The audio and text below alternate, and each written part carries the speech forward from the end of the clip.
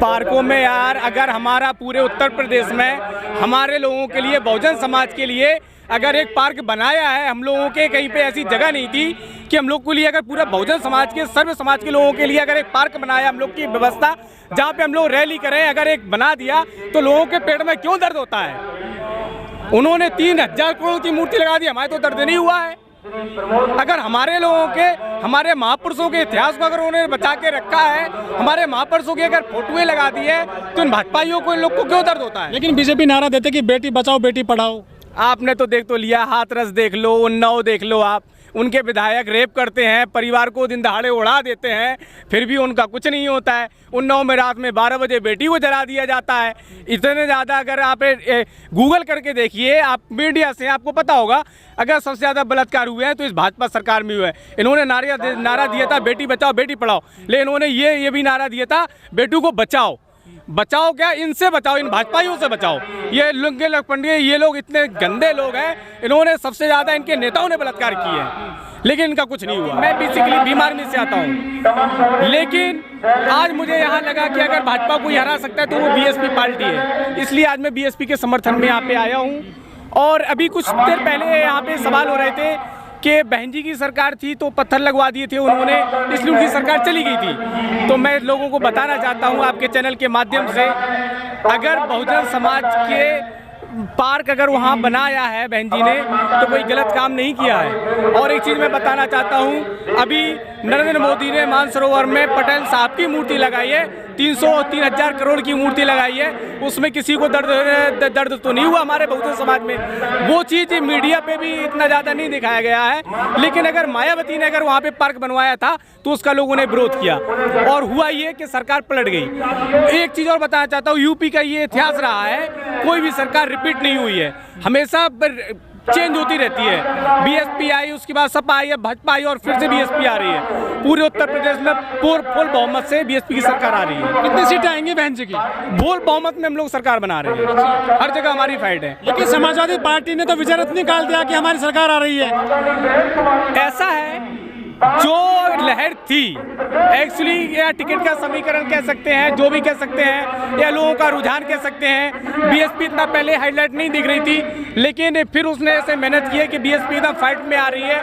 और जो लोगों का एक यहाँ पे, मैं बुंदेलखंड का बताना चाहता हूँ, लोगों का मेन रुझान ये है, जो भाजपा को हराएगा हम उसमें जाएंगे। तो भाजपा को टक्कर बीएसपी दे रही है पूरे बुंदेलखंड में, इस वजह से लोग बीएसपी का सपोर्ट कर रहे हैं। अरे गाय की पूजा ये जिन्होंने किया क्या है, हिंदू मुस्लिम के अलावा धर्म की राजनीति ये लोग करते हैं। अगर इन्होंने शिक्षा पे काम किया होता, बेरोजगारी पे काम किया होता, स्वास्थ्य पे काम किया होता, तो ये सरकार कोई हटा नहीं पाता। तो राम मंदिर तो बना रहे हैं। राम मंदिर ये कहाँ से बना रहे हैं? राम मंदिर सुप्रीम कोर्ट की देन है, सुप्रीम कोर्ट संविधान के अधीन चलता है, ये कहाँ से राम मंदिर बना लेंगे? कह रहे मथुरा की बारी है। अरे यार, ये लोग तो क्या, ये इनके जितने बड़े जुमलेबाज हैं ये लोग, कि आपको क्या बताएं। ये राम मंदिर कैसे बना लेंगे? संविधान के अकॉर्डिंग सुप्रीम कोर्ट है, सुप्रीम कोर्ट ने फैसला दिया, वो बनेगा। इन्होंने उसमें क्या कर दिया? मैं आपको बता रहा हूँ, हर जगह बीएसपी की अच्छी फाइट है, और ज़्यादा सीटें आएंगी। 10 तारीख को आपको पता चलेगा। आपके चैनल से माध्यम से बताना चाहता हूँ, बीएसपी फुल बहुमत में सरकार बना रही है। मेरा नाम आशीष बौद्ध है और मैं एक समाज सेवी हूँ। आज यहाँ पर बहन कुमारी मायावती जी बीएसपी राष्ट्रीय अध्यक्ष आ रही हैं। इस मौके पर मैं भी यहाँ पे आया हूँ, और बहुत सारी समस्याएं थी जिसके चलते यहाँ पर जो मैं बेसिकली माधोगढ़ विधानसभा से आता हूँ। भाजपा सरकार ने इतना कुछ किया, लॉकडाउन में लगाया, कोरोना इतना ज़्यादा कुछ हुआ, और इतने युवा बेरोजगार। मुस्लिम भी आप जानते हैं, मुस्लिम भाजपा में तो जाएगा नहीं, समाजवादी यहाँ से निकल नहीं रही है, तो ओबियसली बात है। मुख्य समस्या क्या है हमारे यहाँ पे? सबसे ज़्यादा रोडों की समस्या है, नाली की समस्या है। और अगर एक चीज़ और बताना चाहता हूँ, यहाँ पे जो विधायक हैं, इन्होंने ना तो यहाँ पे रोडों की, सबसे जिला जालौन में बेसिकली सबसे बड़ी समस्या रोडों की है, नाली की है। अगर आप भीड़ इलाके में जाएंगे, वहाँ पे स्कूल नहीं है, लोग 15-15 किलोमीटर स्कूल जाते हैं, इस वजह से बच्चियों को लोग नहीं भेजते हैं। सबसे ज़्यादा इस शिक्षा का स्तर गिरा हुआ है। अजय मिश्रा के दिन दहाड़े किसानों का मुद्दे पे मैं आता हूँ।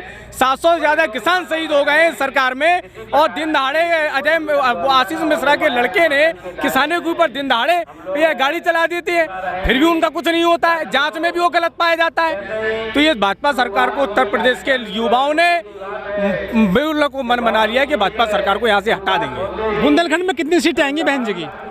10 से 12 सीटें के समथिंग मुझे ऐसा लग रहा है। यहाँ सबसे बड़ी समस्या है बुंदेलखंड में पलायन की, लोग यहाँ से रोजी रोटी के लिए बाहर जाते हैं। इसका मुख्य कारण ये है, अगर ये सरकार डबल इंजन की सरकार है, केंद्र में भी है राज्य में भी है, अगर ये सरकार यहाँ पे इंडस्ट्रीज डालती तो हमारे लोगों को यहाँ से पलायन नहीं करना पड़ता। यहाँ पे रोजगार नहीं है, इस वजह से लोग बाहर जाना पड़ता है।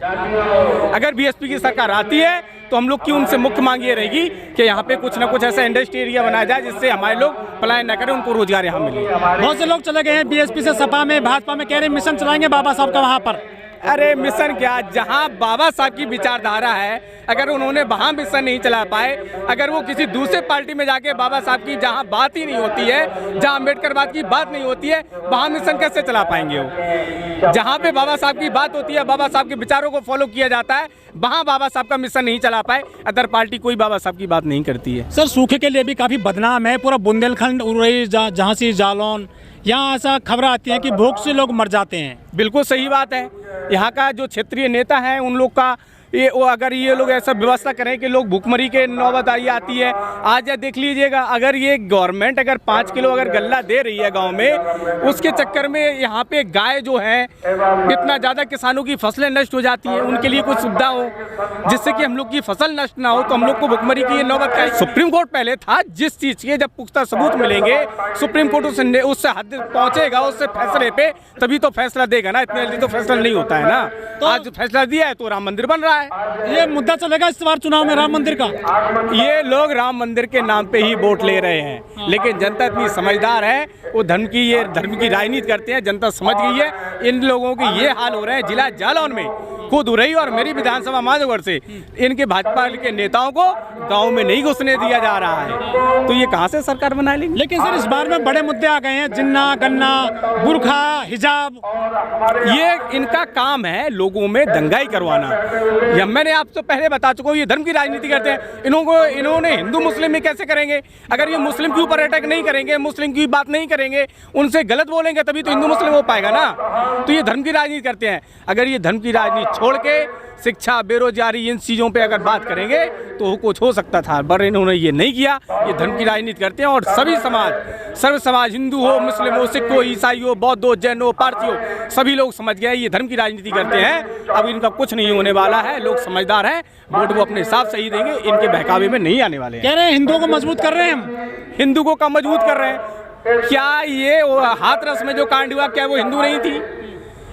हिंदू थी ना। हिंदू धर्म में रात्रि में 100 का अंतिम संस्कार ही नहीं होता है, इनके लोगों ने उसका अंतिम संस्कार करवा देते हैं पुलिस के दबाव में आके। तो हिंदू कहाँ मानते हैं?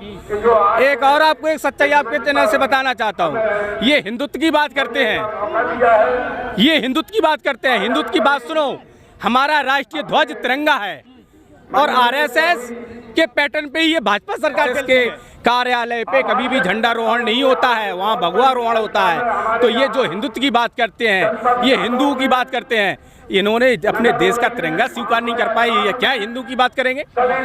महात्मा गांधी को मारने वाला गोडसे, नाथूराम गोडसे, ये नाथूराम गोडसे जी कहते हैं, उसका ये लोग सम्मान करते हैं। ये लोग धर्म की राजनीति करते हैं। सर जो मुजफ्फरनगर दंगा हुआ था समाजवादी सरकार में, वो कितना इम्पैक्ट डालेगा इस बार? बिल्कुल इम्पैक्ट नहीं डालने वाला, जो था लोगों ने भुला दिया है। और वो लोग ये इस बार पूरी जनता उत्तर प्रदेश की सिर्फ और सिर्फ शिक्षा, रोजगार, इन पे वोट डालेगी, इनके बहकावे में नहीं आने वाली है। और सबसे बड़ा मुद्दा पश्चिम में उस साइड किसान का रहेगा। मैं किसान आंदोलन में रहा हूँ, मैं एक पहले गया था, 7 दिन रहा हूँ, फिर गया था, 2 बार वहाँ रहा हूँ। हमारे किसान भाई इतने शहीद हुए हैं, हमारे लोगों के ऊपर पानी डाला गया, हमारे ऊपर लाठीचार्ज हुई, वहाँ पे सबने देखा है और हम लोग बैठे हैं। बिल्कुल 10-20 तारीख को हमारे यहाँ वोटेंगे, हम लोग बता देंगे कि उन्होंने क्या गलत किया था। लेकिन जो वहाँ के किसान हैं वो तो कह रहे हैं कि हमें अपराध मुक्त कर दिया है अब योगी जी ने, बीजेपी को सपोर्ट करेंगे। किसान हमारे लोग 700 लोग हमारे शहीद हुए हैं, हम इनका सपोर्ट करेंगे?